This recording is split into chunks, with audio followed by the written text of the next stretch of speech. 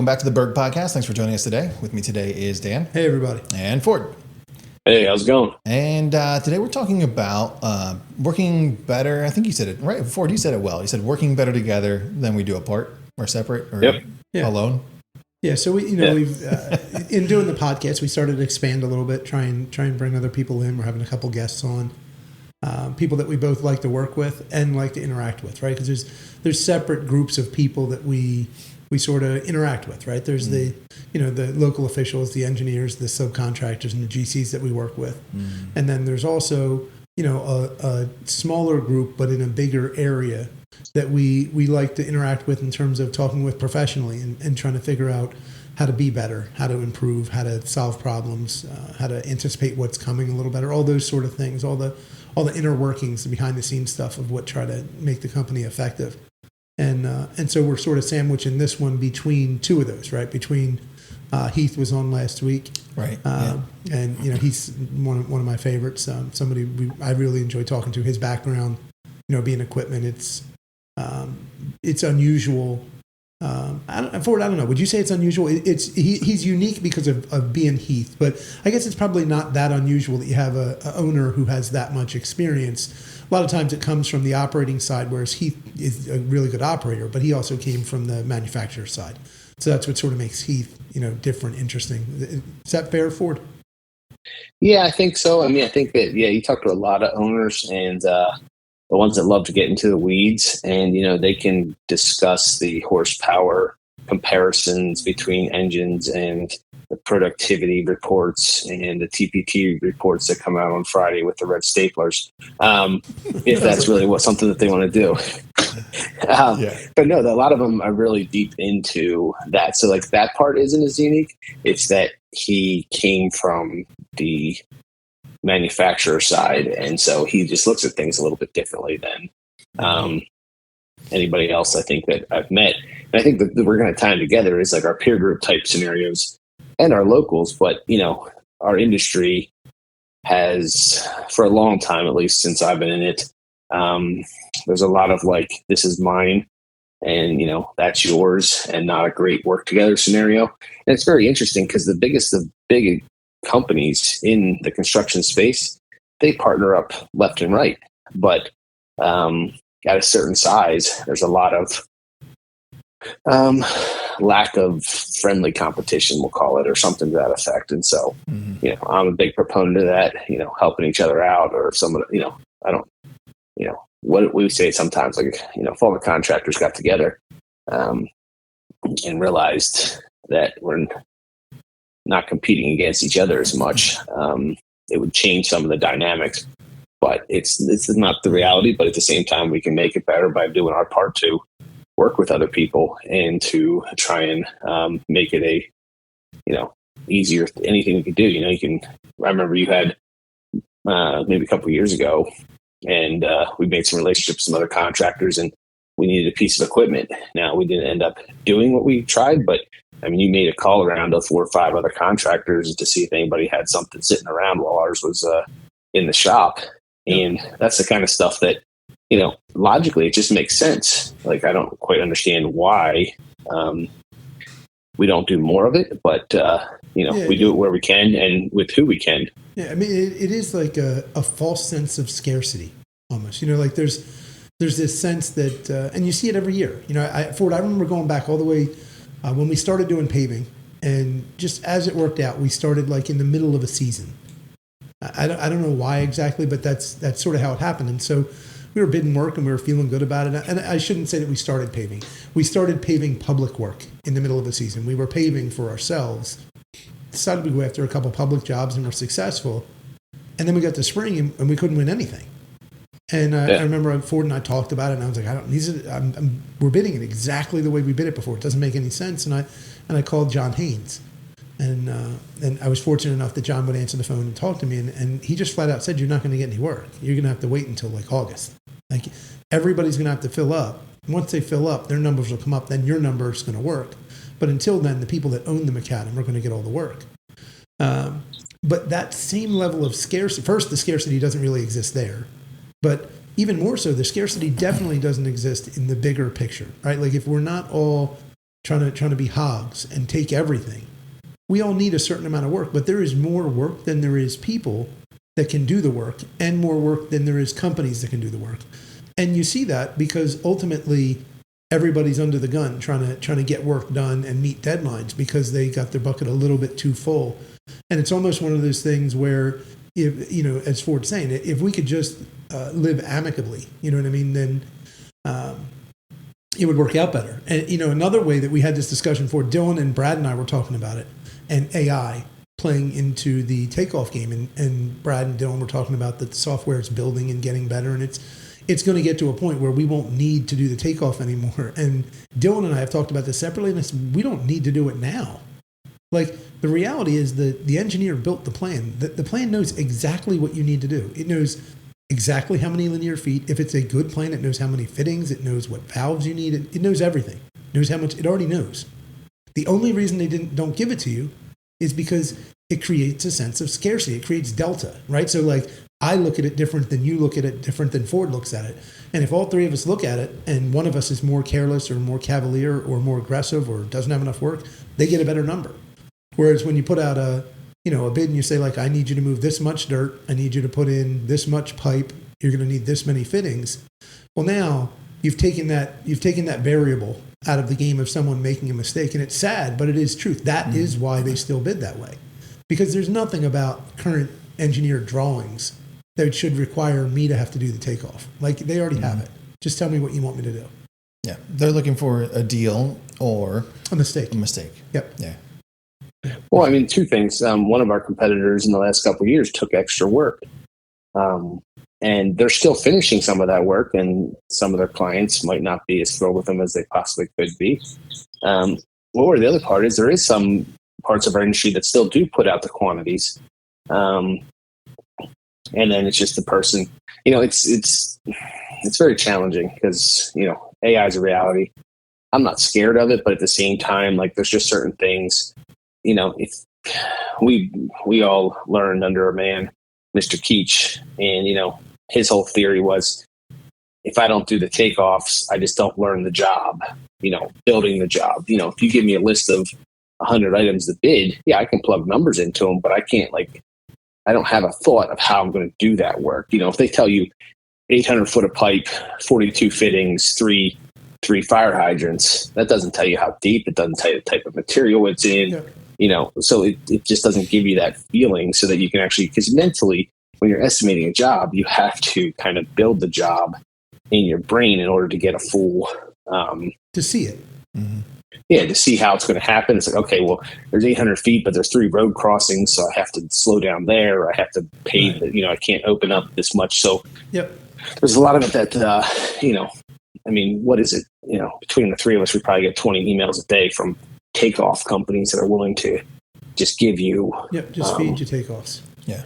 Just feed you quantities, but it doesn't really, and, you know, depending on the size of the job, there's a lot of things that, but that just makes me nervous because if there's not a human that actually is like understanding the job, it makes it, you know, well, and that's very challenging. Where, you know, that's where I wonder what role both us as estimators, the AI or CAD or whatever, and the engineers, what that relationship really, not the relationship, but the interplay between that is really going to be. Because at the end of the day, I could bid from pure numbers and probably get close, but I could easily make a mistake. But if I could bid from pure numbers and then have like an engineer's 3D look at what exists and what they're trying to build, it's one step better than, you know, Steve Keach used to say, like, you got to see the job. And I firmly believe that. Like, you got to walk the ground and see just once at least to like look at it and understand what you're dealing with, right? Like, what does this actually look like?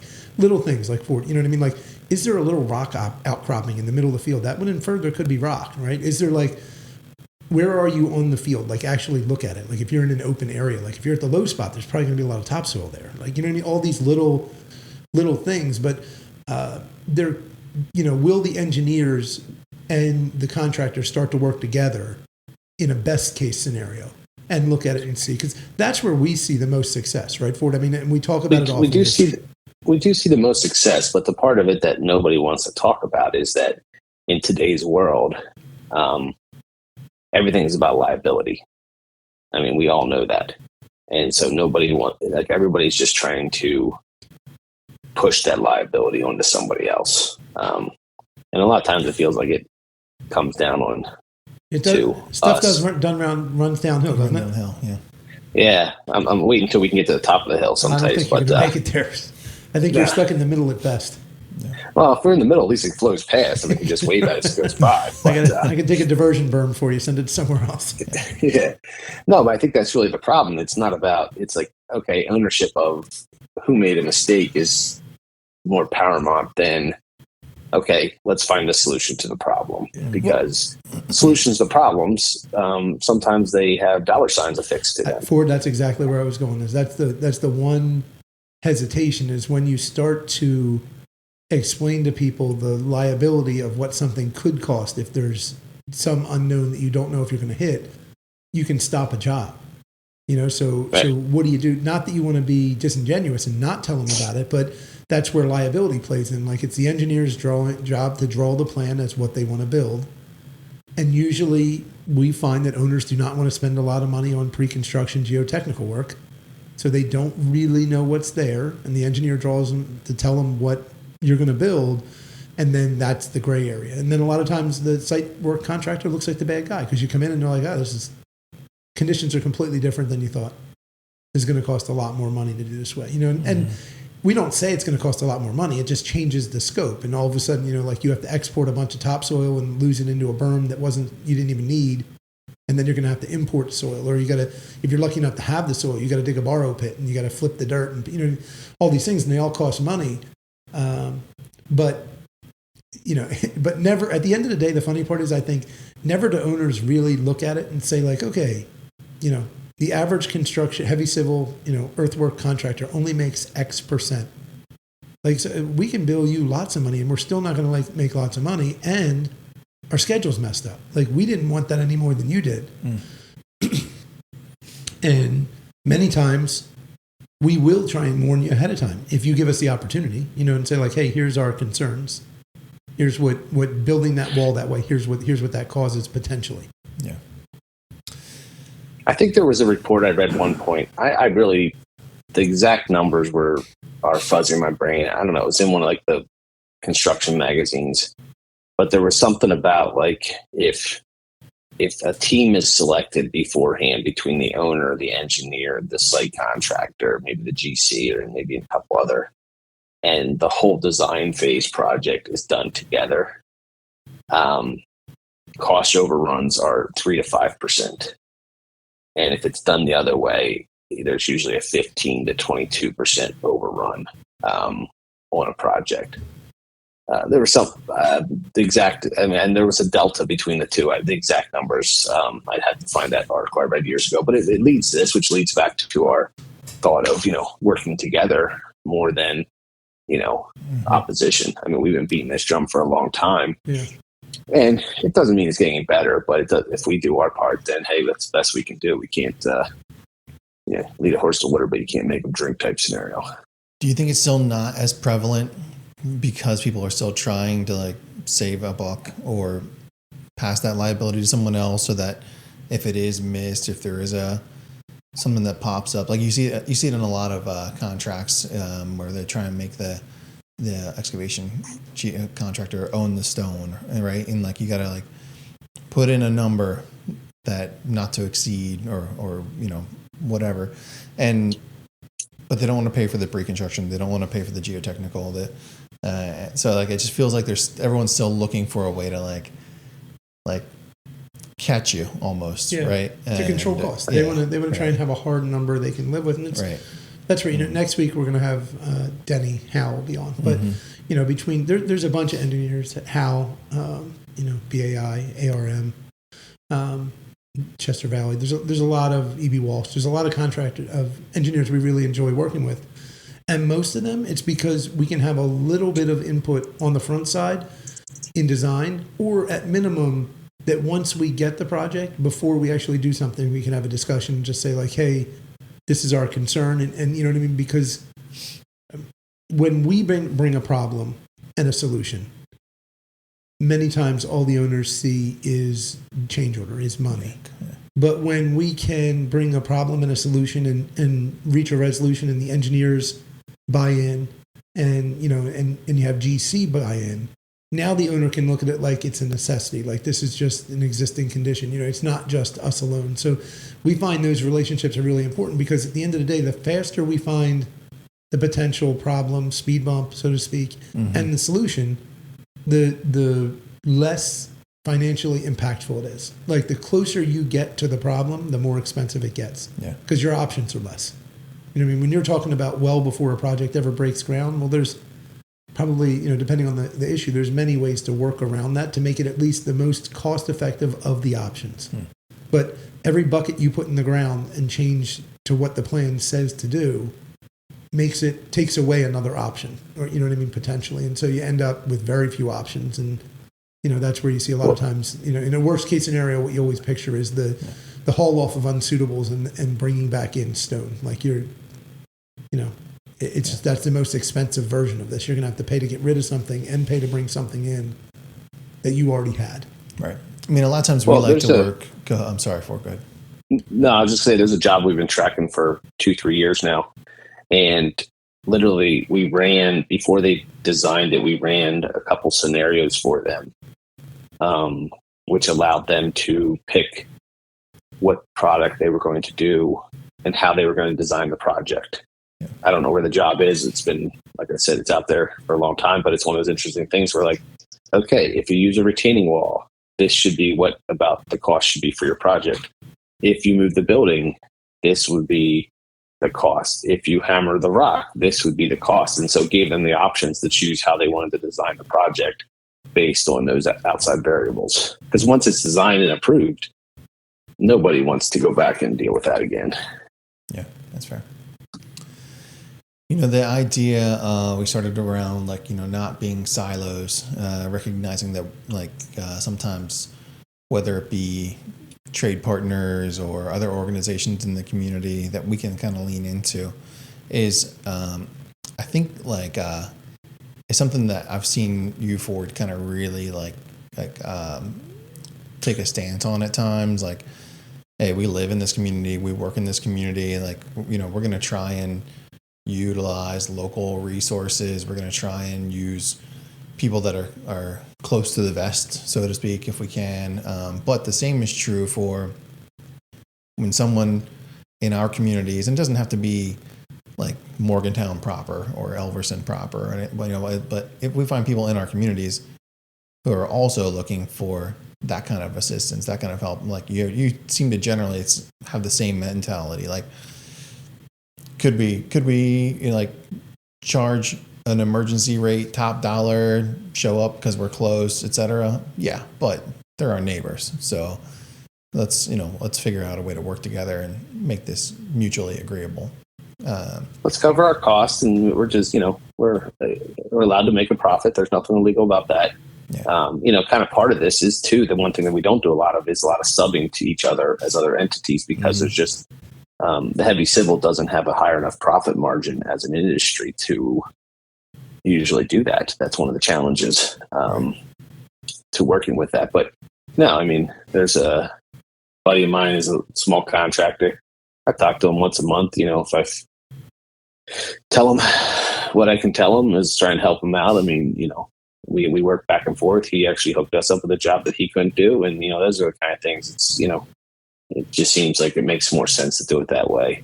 There's nothing wrong with competition. We're not trying to advocate for anything else, but there's also the fact that, maybe there's a way to team up with two smaller contractors can team up and do a bigger project, or the other way around, a big contractor can bring in a small contractor to do a portion of the project or something to that effect. It benefits everybody when they do it the other way. No, this is mine type scenario. It's just like kids playing with toys. It's like, I don't know. It's a mentality that I still see very prevalently, but we've just chosen not to quite play in that same way. And you guys would know this better, and I might be using like the wrong term, but like we talk a lot about like finding projects early and working directly for the owner or prime, and I think design build's the wrong term, but we like to have input early in a project because we think a lot of times that's where we add value. Is that unusual? Is that like a common thing for contractors? Do they see it the same way we do when you're interacting with? I don't know. Not everyone's a competitor. We talk about that, but competitors or other contractors in the area. I mean, I feel like it's like compartmentalized. So I think when you see certain size commercial, industrial, like those sort of projects where the owner is more involved, more local, and picks an engineer that's local, you can start to see that. I think you can see it in golf course work sometimes, where they'll look to be able to have some input of how you get them to their end line. You think the fastest, and maybe it saves them a little bit of money. When you start to make it into, like the landfill world, just whether it be the DEP regulations or the history of how they operate, they pretty much, you're going to build what they tell you to build. Yeah. Even if it's drawn wrong, you're going to bid it that way, and then you're going to go from there and they'll adjust it. You don't get a whole lot of input. There's just too much, I think, regulation. So maybe that's the division, is the more regulation, the less likely that they're going to do any sort of version of that. And when they, probably in the most regulated area for it, in like those P3 type contracts and everything, where one could argue maybe even they are design build, they're built differently because there's so much regulation. It just gets in the way. Whereas when you're in like Scott's world, when you're in special projects, he can do that the whole way. He can do that right through the project. Just they know what they want to end up with is this house built in a driveway and a septic system. Sure. And to manage their stormwater. How they get there, there's more leeway. But the more requirements that are in place, the more regulation, the less the engineers and owners are able to let us help. That's fair. And they would have to help earlier. And to help earlier, none of us want to. That's where you get into that scarcity idea. Right. Like none of us want to give away our great idea. Like we each might have one great idea. And sometimes the funny part is we could all have the same great idea, but none of us will say it because we have no way to block it off from somebody else getting it, right? Because that's your fear. If you came up with a good idea, and then me, you, and Ford are bidding on it, and you have a great idea, and you tell the owner, then the owner just tells Ford and I, like, well, what if you did this? And we're like, that's a great idea. And now they take your idea. They take my idea. Give it away to someone cheaper. Right. And then, So, so I think that's two things. One of that would just a humorous thing, but one thing that I think too many people have seen those pictures of the boats that say like, this is the contract. And then there's another boat that's much larger that says change order. And the reality is that is like, at this point, that is a reverse reality. Yeah.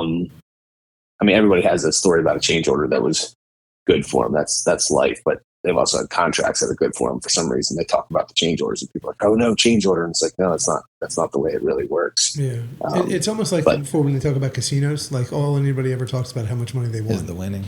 Yeah, they don't talk about the not change order that absolutely crushed you. Right. So it's kind of funny because people are like, "Oh, I saw that picture," and it's like, yeah, that picture is a little outdated. That's not the nature of the business anymore. Yeah. What was the second thing? You said you got two things. Oh, yeah. The second thing was just to the fact that, there was a local sometimes even if we don't get a job locally, we're not successful bidding it. Disappointed we didn't get it, but it's also, I feel less bummed if it's another local contractor that got it. If it's, somebody else, then it's like, oh, but hey, you know what? Because when I was playing softball a couple of years ago, I played softball with like guys that worked for 4 different competitors of ours. Like we're all from the same community. Like we're all still here. So, somebody's going to be, being able to go get some dinner from that project. So that's a good thing. Well, and Ford, on top of that, like if a local contractor gets a job, well, that's a job they have. Now there's another job. There's enough jobs. Like that's sort of the point. There's enough jobs. So if somebody gets a job, that's great. Somebody had to win that job. The only time you run into trouble is when somebody gets greedy and they start realizing that if they just take a couple percent off, then they can get a bunch of the jobs, and then everybody comes a couple percent off, and chase to the bottom. You do, and it's almost like like in fuel. fuel never seems to go down. Energy never goes down. I mean, I know it fluctuates and goes up and down, but if you look at a constant graph, it always goes up. But with earthwork, I feel like that's not the case. Like it does go up and down, but it does not really go up. I mean, it just it may rise up a little bit and we get some, but then it drops back down because people take it to zero. And you go up and down. I think another thing, in fact, tied to that is that, the costs have gone up significantly, but they're not cost based to the actual construction. Your E&S costs have probably tripled in the last couple of years because of extra regulation. Your stormwater costs have gone up by, 1,000% because of new regulations. Whether needed or not, that's kind of a conversation for another day. Yeah. But that's just the reality of that they have. So the cost of doing the work has gone up, but it's not going into it's going into the contractor's left pocket and coming out the right pocket just as quick as it's going in. I was gonna say, think about like the soft cost. Think about health insurance. We just went through our health insurance renewal, and like the cost to provide the benefit to the employee, whether or not they perceive it that way anymore, has gone up so much that like it's not just like a direct pass through. Like the cost of the employee to do the work has gone way up, but it's not like you can just immediately charge more for the work that they're going to do. Yeah, so, and it's so there's my mom, my grandparents on the Italian side, they would all say "povera me," which means "poor me," right? And that's what I can hear that in my head as I say this. But the cost that we put out a bid on a project, and let's say I'm just going to make up a number, it's $2 million. Sure. And 10 years ago, maybe it would have been $1.5 million or $1.2 million. It's gone up, and they're like, "Well, you went up $700,000." I'm like, well, what you don't look at is all the costs that went up are all input costs to me. They're not actually. We're not actually charging anymore for our base work, right? Like in your sort of example, when you started to hint at it and Ford with the E&S, and like all the utilities have gone up because of the pipe, and all the paving and concrete and curb work and flat work, that's all gone up because of the input cost of that thing, and the labor has all gone up. It's much more expensive to have employees now, and the insurance and the soft costs have all gone up, and you subtract all those things out, and if you compare that as a relationship to the actual work we do, like you're moving dirt at how much per yard, that has not gone up at nearly the same rate. So the margins have been compressed, which then creates this scarcity problem. That's the irony. If we could all sit in a room, Ford and I always say this, if you could get all the contractors to sit in a room, and when we do, right, when we have a peer group, we all talk about the same thing. right. Union, open shop, East Coast, ESOP, West Coast, ESOP, specialty contractor like Midwest Mold Drilling or Milburn Demo, you know what I mean? Mining company. It doesn't matter. We all run into the same exact problem, that the margins have been compressed because even though prices have risen, they have not risen in relationship to our input cost, to our cost to do business. And so because of that, it creates this need that you have to do more work, right? So in other words, one way or another, you need to make X. And if you can't make it at a reasonable percentage, that means you need to do more work to get to that X number. It's so backwards from what you would want to have happen, right? Like in a perfect world, you would want to say like, I would like to make X percent. I'm like, okay, how much money do you need bottom line? That's not what someone was trying to do. They were just trying to be effective and make that percentage, and then their lifestyle would be governed off of it. Maybe they're successful and grow a company, and and then maybe they do a little bit more work and it affords them, more freedoms. But now you almost have to set your top line based on trying to get to a bottom line because the percentage is really out of your control. Like you don't know what margin you're going to be able to go at. It's going to be dependent on how many people bid that job, how many people are, is it hairy, right? Like, is that job nasty? If it's nasty, maybe you can make there's opportunity. You know what I mean? But if it's just a straight up job, well, whoever has the least amount of work, that's who's going to get the job because they're going to do it for virtually nothing. And then we just rinse and repeat that in a cycle that if all bids went out on January 1st, you'd see a lot better margins for all of us, or you'd see really bad margins in that. And then you'd bid again in June and it would be better. Okay. I was going to say, but if you knew you were bidding all at once, you would say, this is the job I want. This is a job I would like to have. This is a job I'll do. This is a job I don't really want to do. And this is a job I don't want to do. And your margin would reflect that. And it could be based on client. It could be based on conditions. It could be based on area. And then the price of the job would be determined by, do the guys want to deal with the owner? Do they want to deal with where that location is? Do they want to deal with the site conditions? And it would really be determined by the job. But in the way that it's set up now, that's not what it is. It is, what does my backlog say? And how much work do I need? And that determines how low you're going to go on that number. And it's just not a healthy way to operate, but right now it's the only way to operate for most companies. Yeah.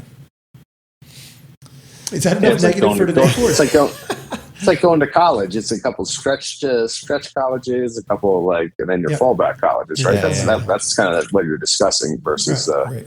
But I mean, that's the world we live in. It's not really it's not changing, and we're going to deal with it. But I guess we're talking a little utopian as far as like how it would be a little bit different. But we deal with what the facts that are in front of us at this point. Yeah, and we try and go back to what we've really just gone back to our roots and just started to say over and over again, which is we want to do the jobs that we want to do. We want to do jobs that are worth our time, worth our crew's time, that are impactful to the community. Do these things. Pick the job you want to do and at least control it in that way to say, if nothing else, the margins still may not be what we want them to be or what we feel like they should be based on the exposure and the risk that we take and the amount of money that has to be outlaid to do this work. But we're doing it for people we want in a place we want, and we feel like it's impactful. So you feel good about it because of the job, and you just accept that it's not going to be quite what what you'd hope it would be or what you think a fair return is. Yeah, that's probably a fair place to wrap it up. I feel like we covered every side of that conversation. Yeah, I think so. Working with people, why we don't work with people. Yeah, we didn't talk about that, but the people in general. But hopefully, folks, you got something from this. And hopefully you check out some of the other episodes we referenced, including our buddy Heath last week and Denny coming up next week.